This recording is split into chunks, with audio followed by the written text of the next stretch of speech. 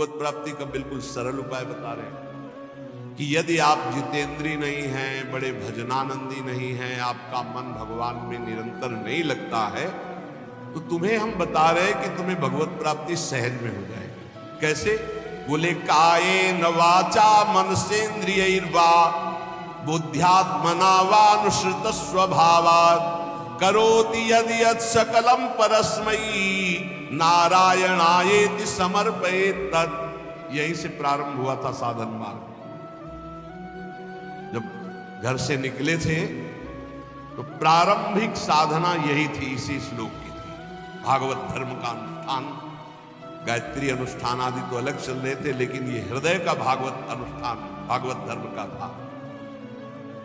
महापुरुषों ने, ऋषियों ने बहुत से मार्ग बताए भगवत प्राप्ति के, धर्म के। बड़े कठिन कठिन मार्ग हैं, लेकिन हम तुम्हें वो मार्ग बता रहे हैं, नवयोगेश्वर में जी कह रहे, सुगम से सुगम उपाय, सब कोई कर सकता है, स्त्री पुरुष बालक सब कोई कर सकता है। ये भगवत प्राप्ति का बिना पढ़े लिखे वाला भी कर सकता है। भोले से भोले अज्ञानी मनुष्य सुगमता पूर्वक दिव्य गति प्राप्त करेंगे इस साधन से। इसका नाम है भागवत धर्म। इस मार्ग में, भागवत धर्म में बड़ी से बड़ी त्रुटि हो जाए तो भी पतन नहीं माना जाएगा। बड़ी महिमा इसकी है। देखो, अन्य साधनों में अगर त्रुटि हो गई, जैसे आप 20 वर्ष से ब्रह्मचारी और एक दिन व्यभिचारी बन गए तो 20 वर्ष का ब्रह्मचर्य का क्या, ऐसे हर साधन में है। लेकिन भागवत धर्म में, नाम जप में, इनमें यह सिद्धांत लागू नहीं होता। आप 20 बार नाम जप किए, इसके बाद भ्रष्ट हैं, तो 20 बार नाम जप आपका, आपके कल्याण का कार्य करेगा। 19 नहीं होगा, वो 20 ही रहेगा। 21 से शुरू होगा जब आपका शुरू होगा। किसी ने कहा कि आप महाराज जी कहते हैं नाम जप से सारे पाप नष्ट हो जाते हैं, तो लोगों का उत्साह नहीं बढ़ेगा पाप कर्म करने। तो आप ध्यान से सत्संग नहीं सुनते, तब ऐसा प्रश्न आता है। जब कभी ऐसा वर्णन होता है कि तुम चाहे जितने पाप किए हो, नाम जप करने से सारे पाप नष्ट हो जाते, तो वहां एक जरूर बात हम कहते हैं, अब लो नसानी अब ना नसई। आज तक किया, लेकिन हे हरि आज के बाद पाप नहीं करूंगा। तो हम वादा करते हैं, मेरे भगवान के वचन है, अहम त्वाम सर्व पापेभ्यो मोक्षयिष्यामि मा शुचा। और सूक्ष्म रूप से अगर आपने ध्यान से सुना हो कि अगर आज आप कहते हैं कि हे भगवान मैं आपकी शरण में हूं, अब आज से मैं पाप बंद करके आपका नाम जप करूंगा, पक्का आप निष्पाप हो जाएंगे। लेकिन कल फिर पाप जानबूझकर करते हैं तो प्लस हो जाएगा पीछे। ध्यान से सत्संग सुनोगे तो प्रश्न नहीं उठेगा। क्या नाम जापक का पापोत्साह बढ़ता है? जप करके तो देख, प्रश्न करने की जरूरत नहीं। नाम जप करके देख।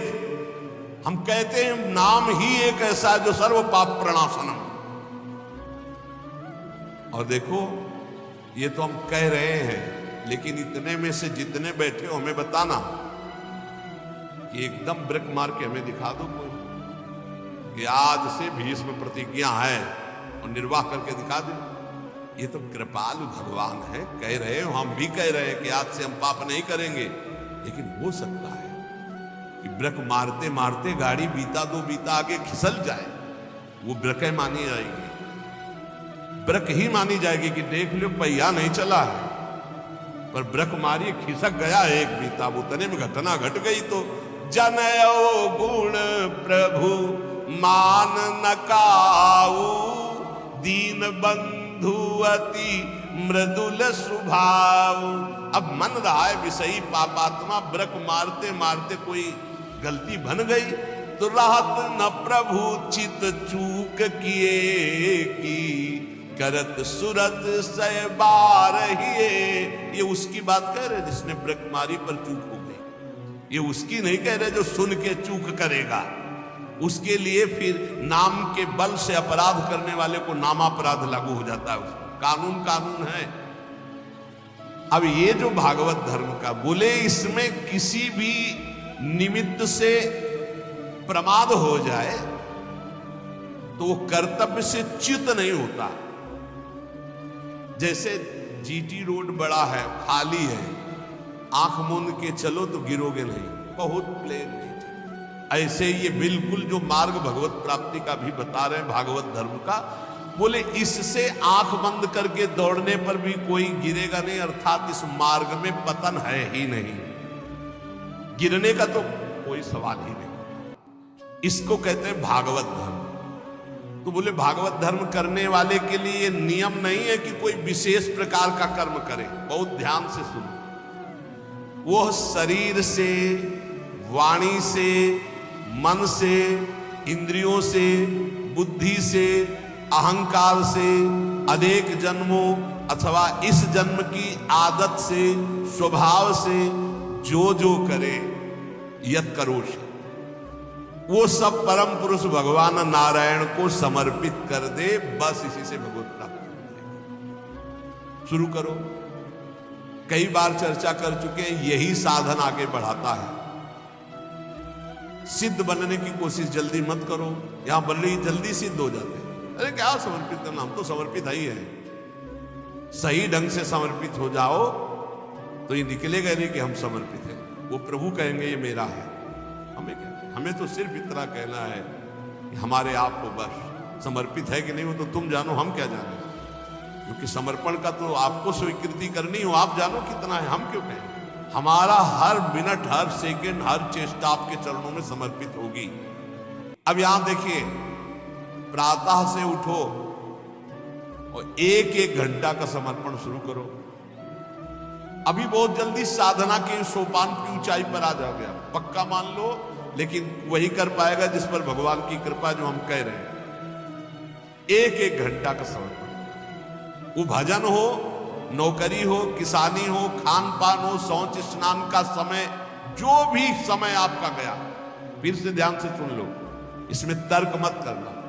शरीर से, वाणी से, मन से, इंद्रियों से, बुद्धि से, अहंकार से, अनेक जन्मों की आदतों से, एक जन्म, इस जन्म की आदत से, स्वभाव से, अहंकार से जो जो भी कर्म हो रहे हैं, वो सब परम पुरुष भगवान नारायण को समर्पित कर दो। इसे भागवत धर्म कहते हैं। इसका फल होगा भगवत प्राप्ति।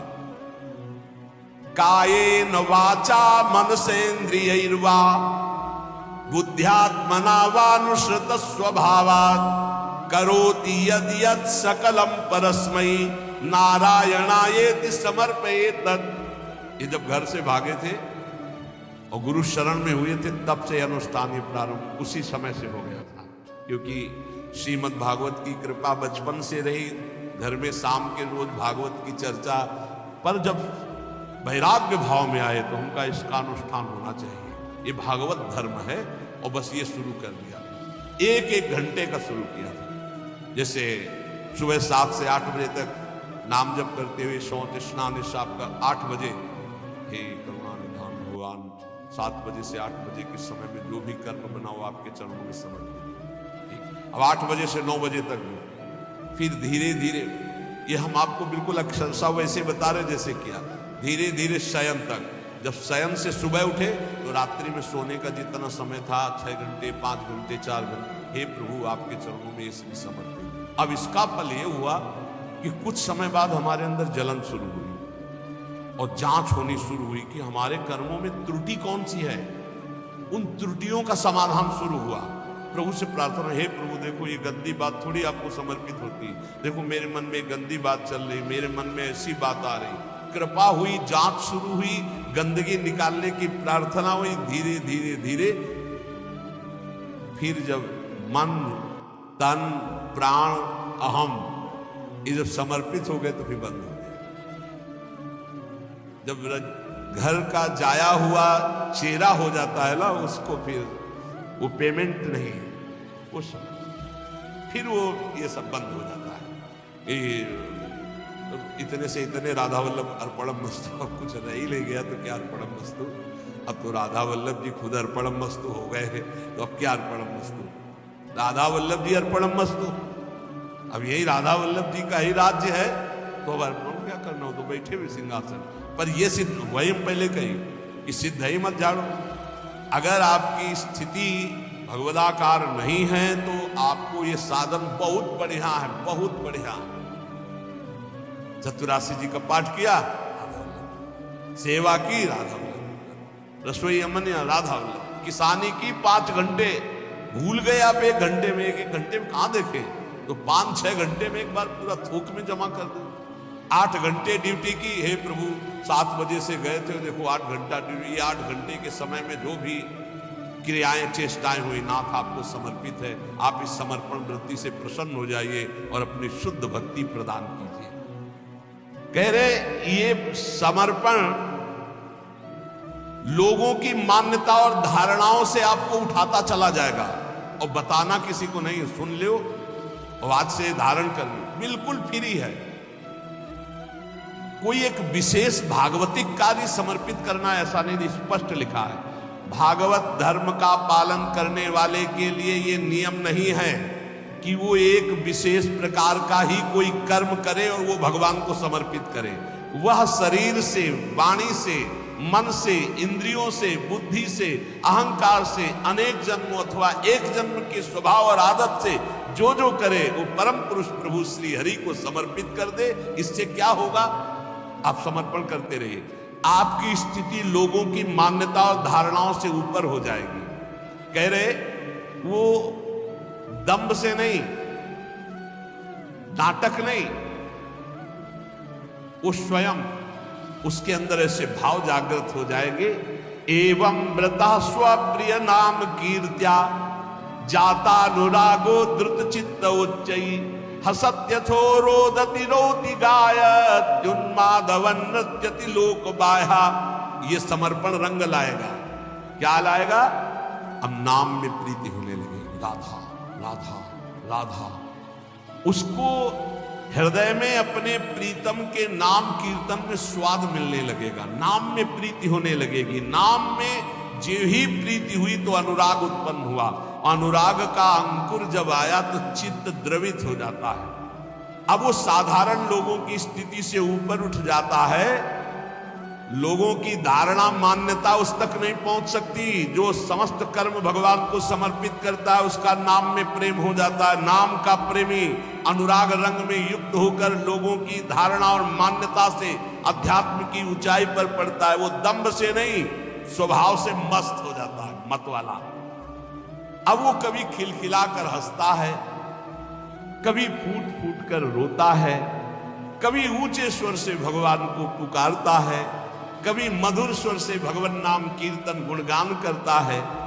कभी कभी ऐसी स्थिति में सामने उसके भगवान होते हैं तो अपने प्रभु को रिझाने के लिए वो उन्मादवन नृत्यति लोक बाह्या, लोक बाह्य स्थिति वो उन्मादवत नृत्य करने लगता है। सामने उसको प्रभु दिखाई देते हैं, वो जिधर दृष्टि डालता है उसको भगवान दिखाई देने लगते हैं। ये साधन का फल देखो।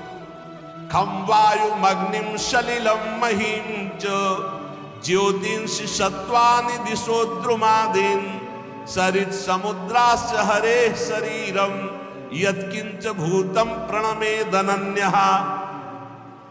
आकाश की तरफ देखता है तो उसे भगवान वायु, अग्नि, जल, पृथ्वी, ग्रह, नक्षत्र, प्राणी, दिशाएं, वृक्ष, वनस्पति, नदी, समुद्र, सब का सब भगवत स्वरूप उसे दिखाई दे रही, क्योंकि भगवत स्वरूप है।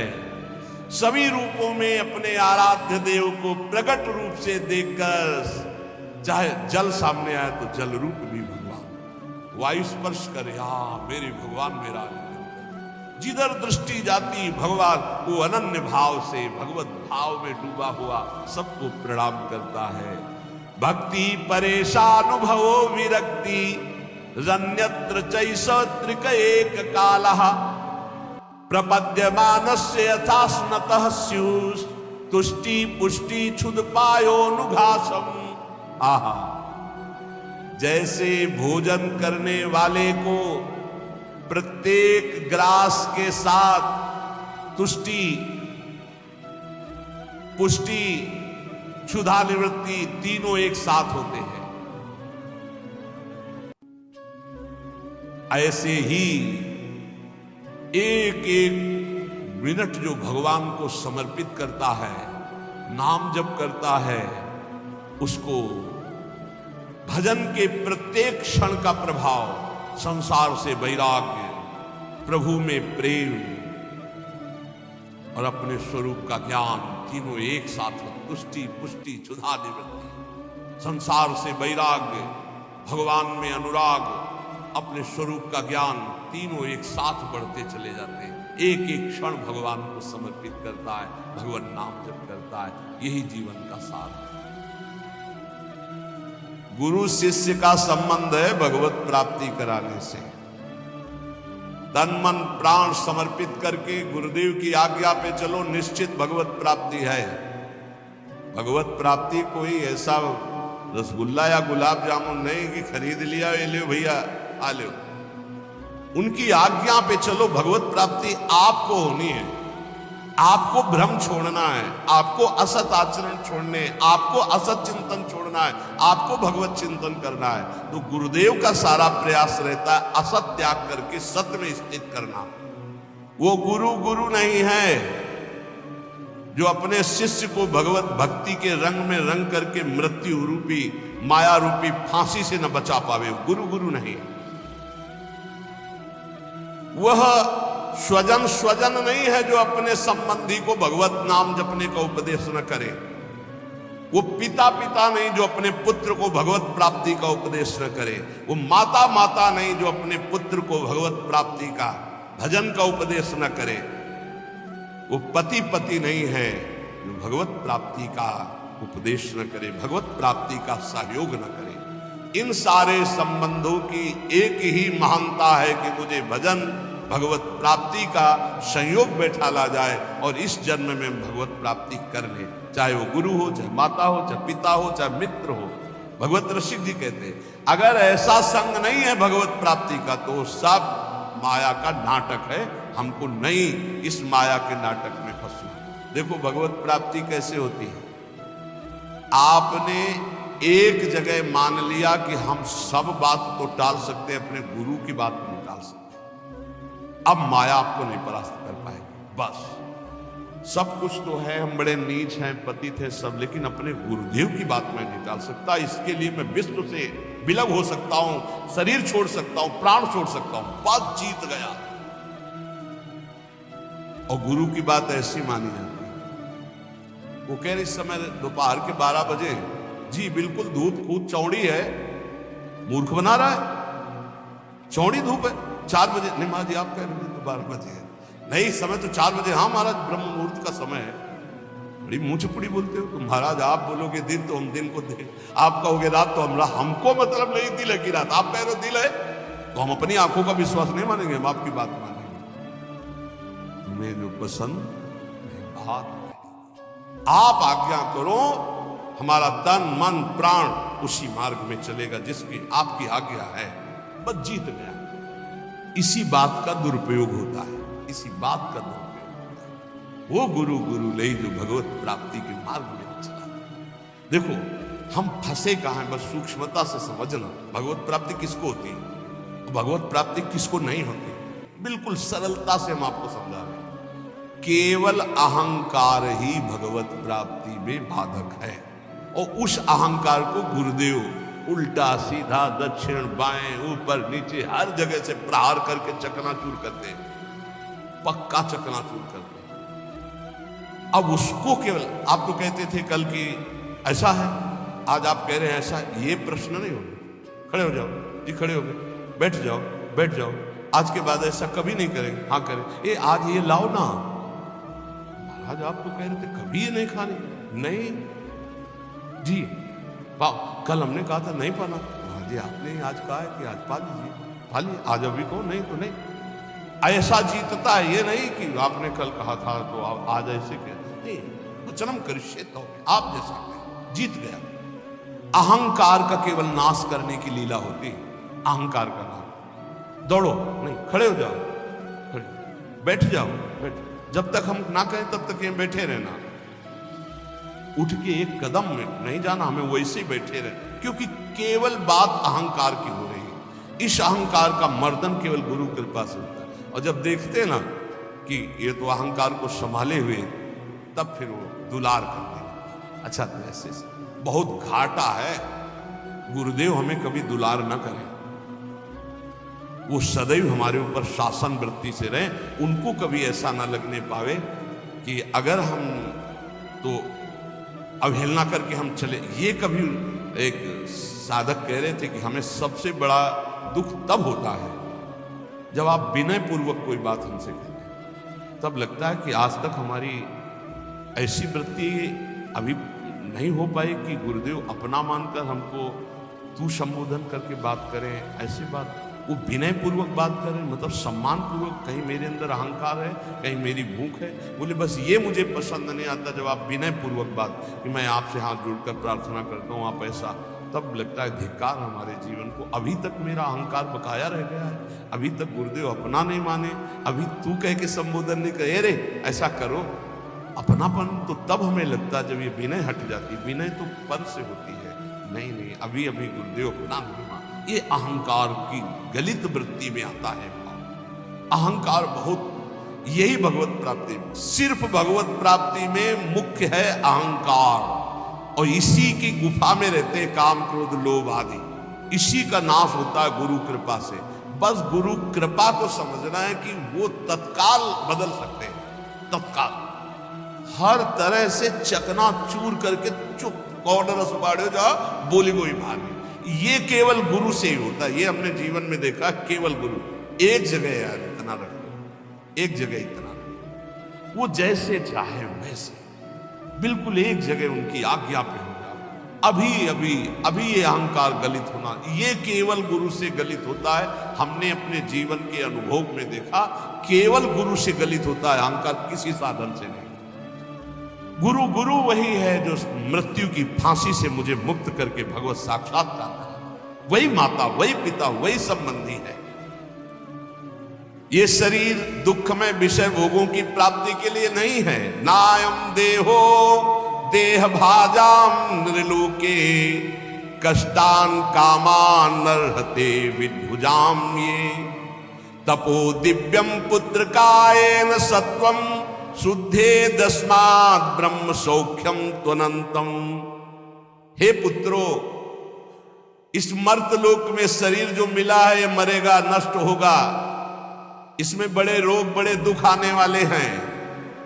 ये विषय भोगों के लिए नहीं मिला है।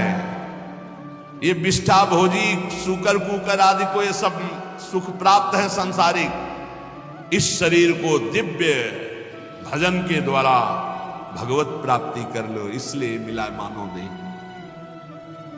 तपस्या के द्वारा अंतःकरण को शुद्ध करो। तपस्या कौन? जो हमारे अंदर काम क्रोध लोभ आ रहे हैं उनको जो हम चुपचाप सह रहे हैं, ये तपस्या है।